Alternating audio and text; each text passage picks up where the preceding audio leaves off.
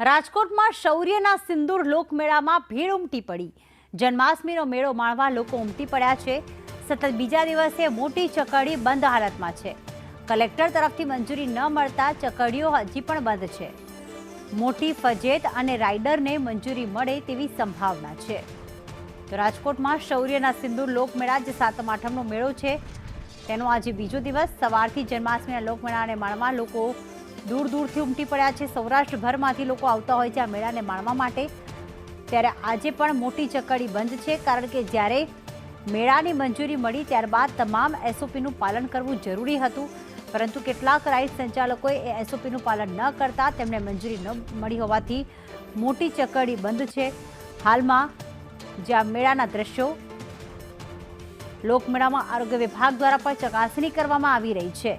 ખાણીપીણીના સ્ટોલમાં આરોગ્ય વિભાગે ચકાસણી કરી છે।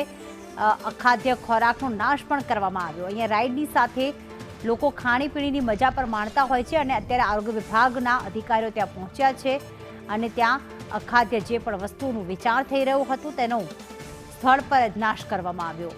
આ જન્માષ્ટમીનો મેળો માણવા લોકો ઉમટી પડ્યા છે, ખાણીપીણીની મજા માણી રહ્યા છે। જે બીજી રાઇડ્સ છે જે હાલમાં ચાલુ છે તેની પણ મજા માણી રહ્યા છે, પરંતુ મોટી ચકરડી હજી પણ બંધ છે, કારણ કે રાઇડ સંચાલકો દ્વારા તમામ એસઓપીના નિયમોનું પાલન નથી કરવામાં આવ્યું। પરંતુ બપોર સુધીમાં આ રાઇડને મંજૂરી મળે તેવી સંભાવના છે। જ્યારે ગુજરાતભરમાંથી સૌરાષ્ટ્રમાંથી લોકો અહીંયા ઉમટી પડતા હોય છે ત્યારે રાઇડ્સની મજા પણ માણતા હોય છે। પણ રાજકોટના ગેમ ઝોનમાં જ્યારથી જે દુર્ઘટના ઘટી છે ત્યારબાદ નિયમો થોડા કડક કરવામાં આવ્યા છે અને છેલ્લા 2 થી 3 મહિનાથી આ પ્રકારની મંજૂરીની નિયમોમાં થોડી ઢીલની વાત કરવામાં આવી રહી હતી, પરંતુ અહીંયા એસઓપીના જે પણ નિયમો હશે તેનું પાલન ચોક્કસથી કરવું જ પડશે।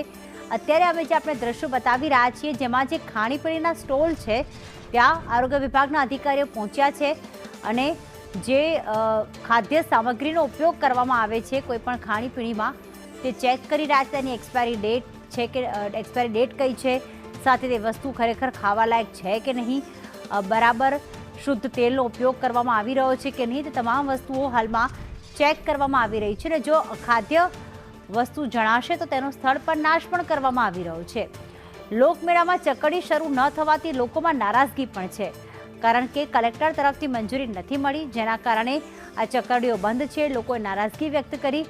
ત્યારે બપોર સુધી આ રાઇડને મંજૂરી મળે તેવી પણ સંભાવના છે। મયુર જોડાઈ ગયા છે। મયુર, લોકમેળાનો બીજો દિવસ, આજના દિવસે કઈ કઈ અપડેટ છે, કેટલા લોકો ઉમટી પડ્યા છે અને જ્યારે ચકરડી બંધ છે ત્યારે લોકોમાં કેટલી નારાજગી?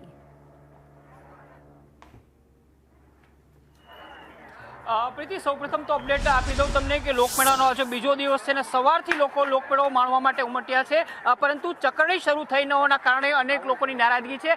સાથે જ તંત્રની જો વાત કરીએ તો આરોગ્ય વિભાગની ટીમ છે એ અત્યારે અહીંયા એલર્ટ જોવા મળી રહી છે। આરોગ્ય વિભાગની ટીમ દ્વારા ખાણીપીણીના જે સ્ટોલ છે તેની અંદર અત્યારે અહીંયા દરોડા પાડવામાં આવ્યા છે। અલગ અલગ ખાદ્ય પદાર્થ બનાવનારા જે ધંધાર્થીઓ છે તેમને ત્યાં વાસી ખોરાક છે કે કેમ તે વાતને લઈને અત્યારે અહીંયા ચકાસણી થઈ રહી છે। ખાસ કરીને ખાદ્ય તેલમાં ગરમ વસ્તુઓ બનાવનારા લોકો છે, તેલનો ઉપયોગ કરનારા લોકો છે, એમને ત્યાં ચકાસણી કરવામાં આવી રહી છે। સાથે જ તાકીદ પણ કરવામાં આવી રહી છે કે ખાણીપીણીના સ્ટોલની અંદર જે ફૂડના ધારાધોરણો છે તેનું પાલન થવું જોઈએ। આપણી સાથે આરોગ્ય વિભાગના અધિકારી છે, તેમની સાથે વાત કરીએ। જે પ્રકારે તમે અહીંયા કામગીરી કરી રહ્યા છો, શું શું કામગીરી કરવામાં આવી છે?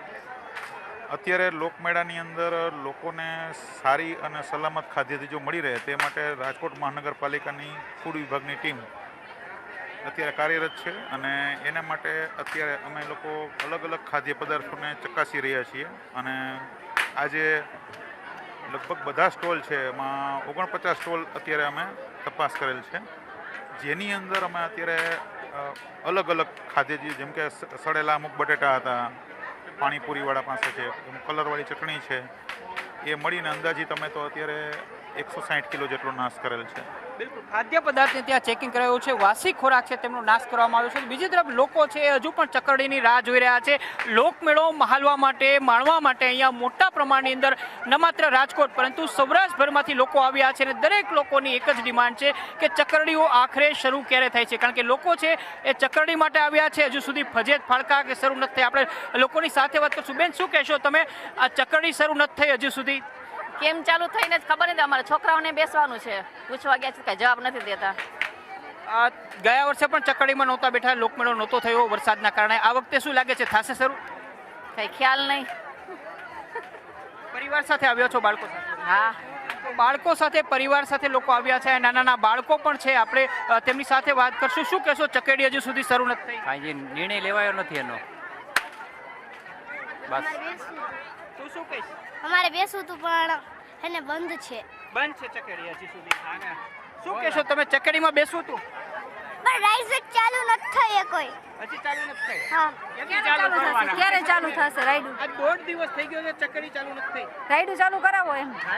તો મેળો અધૂરો છે. હા, રાઈડ કેદી ચાલુ કરાવવાના? તો બપોર સુધીમાં ખાતરી આપે છે કે બપોર સુધીમાં ચકેડી શરૂ થઈ જશે, પરંતુ 1.5 દિવસ તો વહી જશે. 1.5 દિવસ. આ છોકરાઓ માનતા નથી. પેલા ચકેડીમાં બેવું, રાઈડમાં બેસું. રાઈડ તમે શું કહેશો? ચકેડી ચાલુ થવી જ જોઈએ. ચકેડી વગર ન ગમે ને, મજા ન આવે ને. તમે ક્યાંથી? રાજકોટથી છે? રાજકોટથી જ આવીએ છીએ. તો રાજકોટ વાસીઓ છે ને, રાજકોટની સાથે સાથે સૌરાષ્ટ્રભરમાંથી લોકો આવેલા છે ને તેમની ડિમાન્ડ છે કે વહેલામાં વહેલી તકે ચકરડીઓ છે એને એનઓસી મળી જાય ને ચાલુ થાય તો બાળકો સહિત જે પરિવારજનો આવ્યા છે એમની જે લોકમેળો માણવાની જે ઈચ્છા છે એ પૂરી થઈ જાય. પ્રીતિ, વિગતો માટે